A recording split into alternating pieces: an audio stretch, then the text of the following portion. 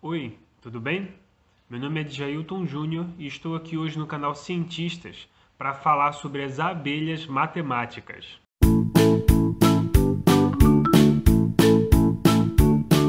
É isso mesmo. Hoje vamos falar sobre as abelhas melíferas, que tem o seu nome científico Apis mellifera. Elas também são conhecidas como abelhas europeias, abelhas alemãs ou abelhas de mel. Elas fazem parte de uma sociedade extremamente organizada, dividida em três diferentes classes sociais. A primeira, e que constitui a esmagadora maioria delas, são as abelhas operárias. Cada colmeia pode conter de 10 a 15 mil abelhas operárias, mas existem relatos de até 80 mil abelhas operárias em um enxame. As abelhas operárias elas são menores, contêm ferrão e são fêmeas estéreis. A função delas está ligada à produção de mel, à produção da própria colmeia e também à proteção da colmeia. Realmente são as maiores trabalhadoras.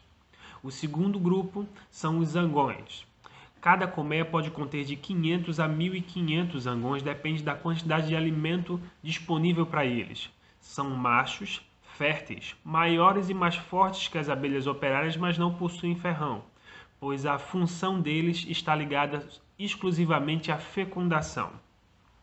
O terceiro e último grupo é a abelha rainha. Cada colmeia normalmente só possui uma abelha rainha, elas são extremamente territorialistas. A abelha rainha ela é maior e mais forte tanto que o zangão do que a abelha operária. E qual a função dela? É a função de reprodução. A abelha rainha pode fecundar mais de 3.000 ovos por dia. É isso aí, são bebês à beça. Mas espera aí, onde é que a matemática entra? O que é que isso tem a ver?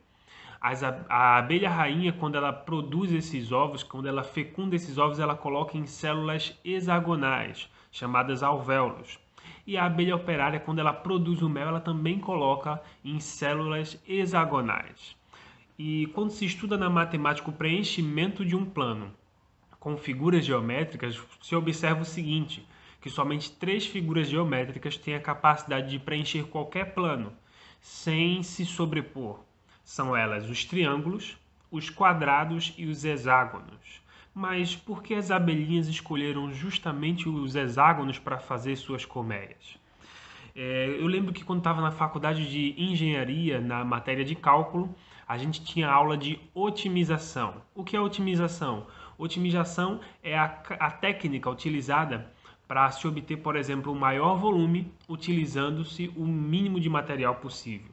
Ou seja, quais seriam as dimensões apropriadas para alcançar essa perfeição, para alcançar essa otimização. Eu lembro que o cálculo de otimização ele era feito da seguinte forma.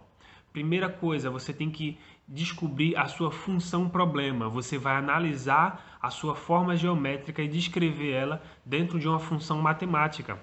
Ia ficar f de x igual a alguma coisa. Normalmente essa função matemática ela é bem complexa porque ela tem que descrever todas as variáveis. Em segundo ponto, você vai tentar encontrar os pontos críticos.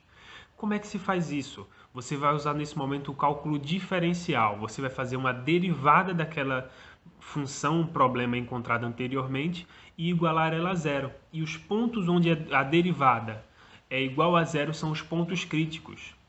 Tido esses pontos, você vai fazer uma análise gráfica para descobrir se são pontos máximos ou pontos mínimos. E aí, assim, você consegue fazer o cálculo de otimização. Realmente, parece ser um cálculo bem complexo, né? E realmente é um cálculo de nível superior. Mas as abelhinhas elas já nascem sabendo fazer isso. Isso chamou a atenção de um matemático grego chamado Papos de Alexandria. Há muitos anos atrás, chamou a atenção para esse hexágono utilizado pelas abelhas. Mais tarde, no século XVIII, um matemático italiano chamado Jean Dominique Maraldi, ele parou para analisar o ângulo utilizado para formar esses hexágonos. Ele conseguiu medir de maneira muito precisa e viu que o ângulo utilizado pelas abelhas para formar esse hexágono era de 70 graus e 32 minutos. Ele conseguiu medir com muita precisão e ficou pensando, mas por que as abelhas escolheram justamente esse ângulo? Ele sempre se repete perfeitamente. Então, para isso, ele chamou um amigo dele, um matemático alemão chamado Samuel Koenig. E ele deu a difícil missão para Samuel de fazer o seguinte, de descobrir Se eu quero fazer uma forma geométrica hexagonal ali para guardar a maior quantidade de mel, qual seria o melhor ângulo para eu obter a otimização desse recipiente? Então Samuel ele estudou muito tempo e conseguiu resolver essa questão. E a resposta de Samuel Koenig foi o seguinte: 70 graus e 34 minutos, ou seja, 2 minutos de diferença, muito pouco. As abelhinhas erraram por muito pouco.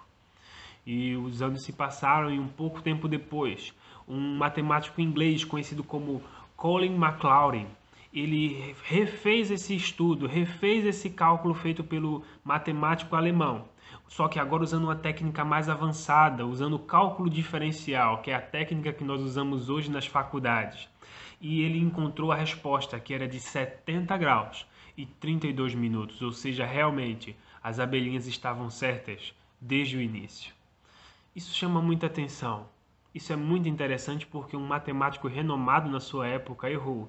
Mas as abelhinhas elas já nascem sabendo o ângulo certo, o grau certo, nos mínimos detalhes. Isso é muito interessante, a perfeição da natureza. Isso me lembra um verso bíblico. Em Romanos capítulo 1, verso 20, Paulo diz o seguinte: porque os atributos invisíveis de Deus, assim o seu eterno poder, como também a sua própria divindade, claramente se reconhecem desde o princípio do mundo, sendo percebidos por meio das coisas que foram criadas. Tais homens são, por isso, indesculpáveis. Nesse momento, Paulo está falando da revelação geral de Deus. Deus ele se mostra, ele se revela ao ser humano através da natureza. E quando eu observo a perfeição da natureza, o cuidado que Deus tem com os animais, eu percebo que esse Deus é um Deus detalhista e amoroso e que também tem cuidado comigo. Amigo, eu quero convidar você hoje a parar para pensar sobre esse Deus amoroso, esse Deus detalhista e criador. Que Jesus Cristo, a luz do mundo, ilumine o seu caminho.